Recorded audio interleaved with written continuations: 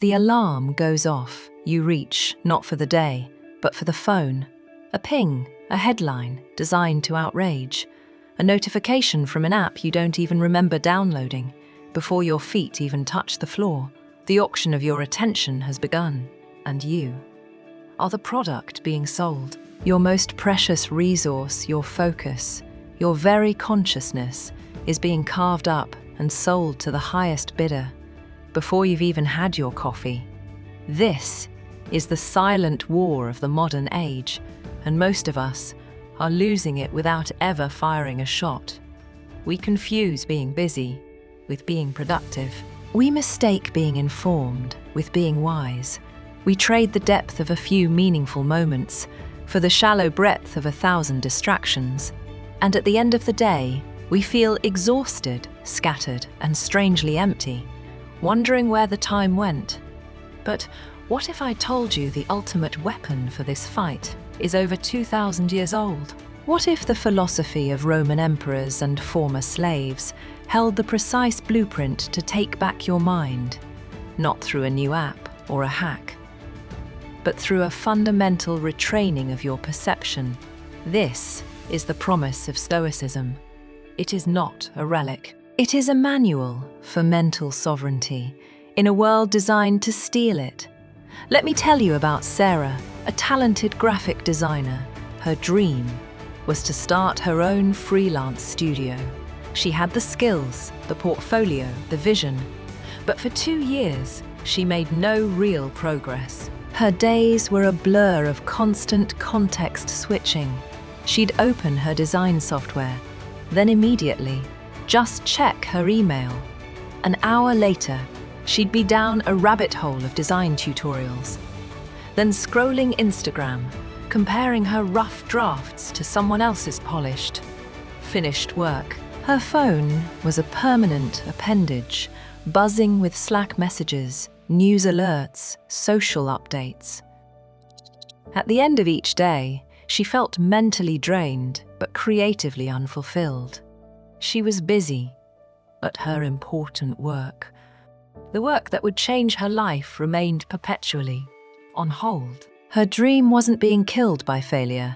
It was being slowly, quietly, suffocated by 1,000 tiny distractions. Sarah's problem isn't a personal failing. It's a design feature of our world.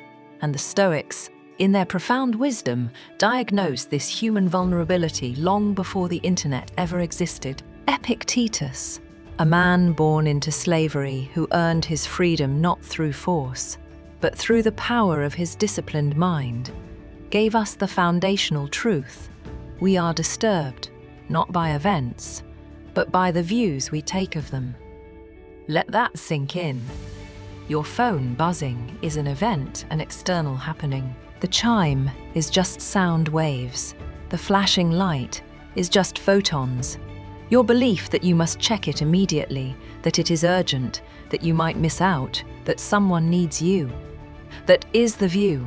That is the story you tell yourself. And that story is a choice. Every distraction, every notification, every trending topic is what the Stoics called an external impression, a fantasia. It lands at the gates of your mind. Your power, your only true, unassailable power, lies in your assent, your permission to let it in, to give it your energy and your time. When you automatically surrender that assent, you are not making a choice. You are obeying a programmed reflex. You are handing over the keys to your own inner citadel, to whoever designed the trigger. Now, let's be brutally, stoically clear about what this constant distraction costs you. This isn't about minor inefficiency. This is about the integrity of your life. First, you are spending your non-renewable currency. The Roman Stoic Seneca, in his piercing essay on the shortness of life, wrote, "You are living as if destined to live forever. Your own frailty never occurs to you. You are arranging what lies in fortune's control and abandoning what lies in yours." Time is the one truly finite resource. You cannot earn more of it, borrow it, or save it for later. Distraction steals it. In tiny, painless increments, a minute here, an hour there, under the guise of relaxation or necessity. But add it up, those 45 minutes of scattered scrolling before bed each night. That's over 275 hours a year. That's enough time to write a novel, train for a marathon, learn to play an instrument, or build a deeper connection with your family. That time isn't lost, it was traded. And what did you get in return? A vague sense of being informed and a dull anxiety. Second, you abandon your goals. Every time you switch from your important work, the project, the study, the difficult conversation, to a trivial notification, you are casting a vote for the person you are not. The Stoics called your guiding principle your daimon, your inner spirit, your purpose. Distraction is the static that drowns out its voice. You cannot act with courage, justice, discipline, or wisdom toward a future you are not paying attention to. You become a passive passenger in your own life, reacting to the latest signal instead of steering toward your chosen destination. Third, and most painfully, you sacrifice your presence.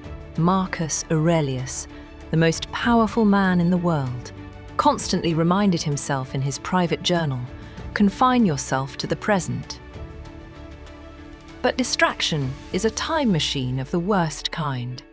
It pulls you out of the now. You are physically at dinner with a friend, but your mind is replaying a stressful work email. You are watching your child play in the park, but you're framing the perfect photo for social media. Instead of soaking in the messy, real joy of the moment, you are creating a curated catalogue of digital moments, not a rich, textured, lived life. You miss the subtle inflection in your partner's voice that says they're worried. You miss the quiet satisfaction of a task done well. You miss your own life. As it happens, this leads to the fourth cost. You become a slave. Epictetus, who knew the agony of physical bondage, warned of a deeper, more insidious kind. No man is free who is not master of himself. When you cannot resist the magnetic pull of the screen, when you feel a physical itch to check for updates, you are not the master. You are in servitude to algorithms engineered by teams of psychologists to exploit your dopamine loops. A distracted mind is not a free mind. It is a mind perpetually on lease, its attention rented out to the highest bidder. Finally, you erode your will. The Stoics believed in ascesis, disciplined practice, training for the soul. Your will, your prohairesis, your moral character, your capacity to choose, is like a muscle. Every time you choose focus, to stay with the difficult paragraph, to listen fully, to finish your workout, you strengthen it. Every time you give in to distraction, at the first hint of boredom or difficulty, you weaken it. A weak will cannot persevere through hardship. It cannot delay gratification to build something lasting. It cannot maintain integrity. When it's easier to look away, you cannot construct a meaningful, virtuous, resilient life on a foundation of constant interruption and easy escape. Sarah, our designer, was living all these costs. She was spending her time, abandoning her goal, missing her life, feeling enslaved to her devices, and watching her creative willpower dissolve. She was intelligent and capable, but her environment and her habits were systematically defeating her. But here is the core of the Stoic response. Recognition is not for lamentation. It is the first step to reclamation. We do not complain about the storm. We learn to build a sturdy shelter. We fortify our inner citadel, stone by disciplined stone. The path out of distraction is not merely technical, it is philosophical. It is a shift from being passive to becoming active, from being reactive to becoming proactive. Here is how, with 11 modern disciplines, deeply rooted in ancient Stoic wisdom. First, the discipline of poverty. This is about voluntarily reducing your screen time. Not as a punishment, but as a proof of freedom. The Stoics practiced voluntary hardship, sleeping on the floor, wearing simple clothes to prove to themselves that their happiness did not depend on comfort. Apply this to your digital life. The writer and computer scientist Cal Newport advocates for a digital declutter, 30 days of removing all optional technologies, then only reintroducing those that provide massive value. Start smaller. Try a Stoic Sabbath. One day this weekend, make your phone a tool for only calls and maps. Delete the social media apps for that day. Feel the initial jolt of anxiety, the phantom limb sensation. Then, notice the profound quiet that follows. The space that opens up. You are proving to yourself, I can live without this constant feed. I am not dependent. Second, the discipline of boundaries. Your attention is a sacred space, and you are its gatekeeper. Shut off all non-essential notifications. Tonight, every ping, buzz, and badge is a request for entry, a demand from the outside world to interrupt your inner world. A software developer named Anna did this. She turned off all push notifications. She now processes her email and messages in 3 intentional, scheduled batches each day. The result, her constant, low-grade stress vanished, her ability to enter deep, focused flow states tripled. She reclaimed her cognitive bandwidth.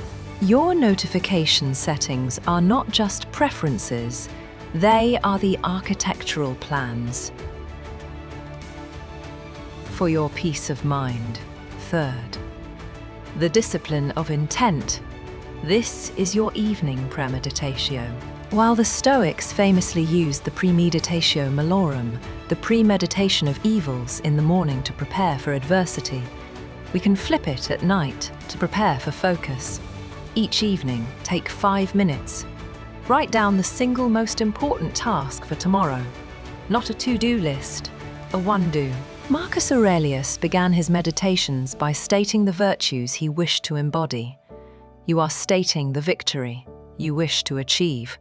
Write it clearly tomorrow. My primary duty is to finish the first draft of the proposal. Then anticipate the distraction. I will likely feel the urge to check the news when the writing gets hard. And finally, script your response. When that happens, I will take one deep breath, remember my duty, and return to the next sentence. You are not just planning your work, you are preparing your mind for battle. Fourth, the discipline of smallness. Overwhelm is the gateway to distraction. The mountain of a big project triggers anxiety, and your brain seeks the easy escape of a distraction. The Stoic remedy is to focus only on the next right action. Break your duty into a first step so small it cannot possibly intimidate you. Write the report becomes open the document and write 3 bullet points for the introduction. Clean the garage becomes spend 10 minutes clearing one shelf. The ancient Stoic Zeno said the path to wisdom is through things in our power. The next tiny actionable step is always in your power. This removes the paralysis that invites distraction in.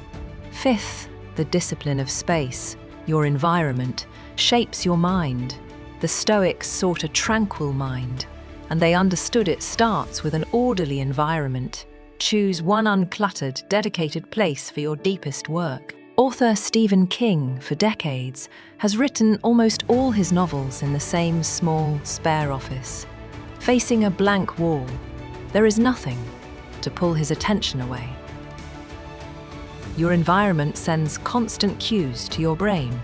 Create a Stoic focus corner, a clean desk, a single plant, a specific lamp you turn on only for focused work. When you enter this physical space, you are training your mind to enter a specific mental state, one of clarity and purpose. 6. The discipline of observation. This is meditation, Stoic style. It is not about emptying your mind, but about becoming a detached observer of its contents. Sit for 5 minutes each morning. Focus on your breath. Thoughts will come. I need to send that email. What's happening on Twitter? Do not follow them. Do not judge them. Simply note them. There is the planning impulse. There is the distraction impulse. See them as external clouds passing through the sky of your awareness. This daily practice builds what psychologists call metacognition, the ability to think about your own thinking. It gives you the crucial half-second pause between an impulse and your action, where your true freedom resides. 7th, the discipline of singularity. The myth of multitasking is the enemy of focus. The Stoics emphasized giving your whole self to the present duty.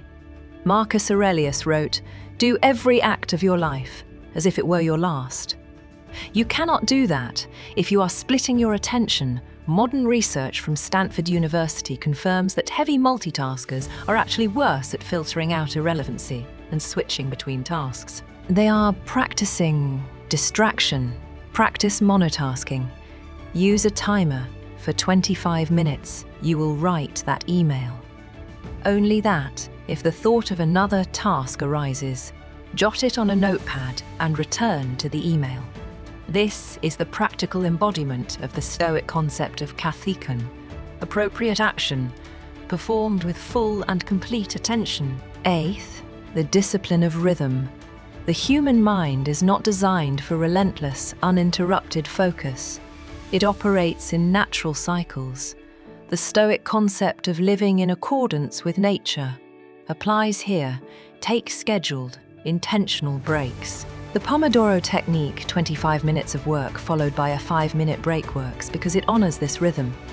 But here is the key on your 5-minute break. You must truly break. Stand up, walk away from your desk. Look out a window, stretch. Do not switch to another digital tab to scroll. That is not a break. That is a context switch that continues the cognitive drain. A bow that is always drawn will eventually break. Your focused mind needs these moments of release to sustain its strength. 9th, the discipline of courage. This is about doing the hard thing first. Brian Tracy called it "eat that frog," but the Stoics called it turning the obstacle into the way. Identify the one task on your list that causes you the most anxiety, the one you're most likely to procrastinate on. That is your frog. Now, make it the very first thing you do in your work session. By tackling it head-on, you convert your day's biggest source of dread into your first and most powerful victory. The momentum and relief this creates are immense. The rest of the day is lived with earned confidence, not underlying anxiety. You have already faced the dragon, so the little gnats of distraction lose their power. 10th, the discipline of ritual. A routine externalizes your philosophy. It makes your values automatic. Building a wall against chaos. Stoic author Ryan Holiday has a non-negotiable morning ritual: reading, journaling, a walk. This ritual grounds him. Before the world's demands rush in, create your own focus ritual. It could be at my focus corner. I will first light a candle, do my 1 minute of breath observation, review my single task for this session, and then start the timer. This ritual is a signal you send to your deepest self. It is time to set the world aside. It is time to be here, now. 11th, the discipline of association. The Stoics were meticulously careful about the character of the people they spent time with, knowing we absorb their traits. In a modern workspace, this includes managing the company you keep during focus time. Communicate your boundaries clearly and respectfully. Tell your teammates or family, "I'm doing deep work until 11 a.m. and will be offline." A knowledge worker named David uses a shared digital calendar with his team, where they mark focus blocks in green. It creates a culture of mutual respect for attention. This is not about being antisocial or rude. It is the very opposite. By creating periods of uninterrupted focus, you ensure that when you are available to others, you can give them your full present attention. You are being more respectful, not less. This is the path. This is the training. The Ask Sis Sarah, our designer, started with just one discipline. She turned off every single notification on her phone and computer. The first few days felt unnervingly quiet. Then she noticed something. The compulsive urge to check began to fade. The silence became space, and in that space, her mind began to settle. Within 2 weeks, in the focused quiet she had reclaimed, she completed her professional portfolio website, a task that had languished for 2 years. That portfolio landed her first 3 freelance clients. She didn't become a different person. She just stopped letting the world interrupt the person she already was. The Stoic teacher Musonius Rufus said that the goal of philosophy is not clever debate, but to become the sort of person who cannot be disturbed by outside forces and whose peace of mind cannot be shaken. Your focused attention is the daily practice ground for that unshakable peace. You will not be perfect. You will fail. You will have days where the distraction wins. The Stoic response to failure is not self-flagellation or guilt. It is calm, immediate course, correction, as Seneca advised. Begin at once to live, and count each separate day as a separate life. Every morning, every hour, is a new chance to reclaim your sovereignty. So, your invitation is this: do not try to do all 11 disciplines at once. That is a path back to overwhelm. Start with one. This week, pick just one. Tonight, go into your phone settings and turn off every notification that isn't from a human being you love. Feel the liberation. Maybe it's the discipline of the single task. Tomorrow, for one important 25-minute block, do nothing but that one thing. Put your phone in another room. Close every other tab. See what it feels like to be fully immersed. Train your attention like a muscle. Guard it, not with grim, joyless determination, but with the serene commitment of a gardener tending a sacred grove, knowing that what you are cultivating is not just productivity, but your very life. Because in the end, your attention is not just a tool for work, it is the lens through which you experience your entire existence. It is the difference between living a life that is yours, directed and intentional, and simply renting out your consciousness to whoever shouts the loudest. The floor is yours now. I want to hear from you. In the comments below, tell me this: which one discipline will you commit to this week to start reclaiming your attention? Turning off notifications, the single most important task. Share your choice. Your commitment might be the inspiration someone else needs to start their own journey. And if this philosophy of focused, intentional living resonates with you, if you want more practical Stoic wisdom to navigate the noise of the modern world, then consider subscribing to this channel. Every week, we break down another principle from this ancient philosophy and apply it to the challenges we face right now together. We can build a community dedicated not to more noise, but to more meaning, to more depth, to reclaiming our time, our attention, and our lives. Thank you.